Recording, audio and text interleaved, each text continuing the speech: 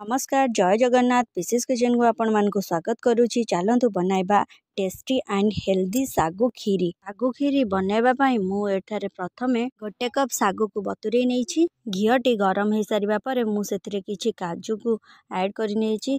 काजू को एमती धीरे धीरे भाजिबा परे काजूटी लाल हो जाइछि। लाल हो सारिबा परे सेथिरे मु किछि किसमिस को ऐड करी अल्प टिके भाजी नेउछि। काजू किसमिस भाजी सारला परे सेई पैन रे मु गोटे चम्मच चीनी ऐड करिवि। चीनी को टिके लाल हेबा पई छाड़ी देबी। लाल हे सारला परे सेइथिरे किछि क्षीर मध्य मु ऐड क्षीर टिके फुटी आसला परे आमे रखिथिबा जो सागु को सेथिरे आमे ऐड कर दबा।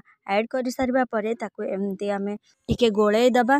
देखंतु एमती गोळेई सारला परे खीरीटी हमर फुटी आसलानी।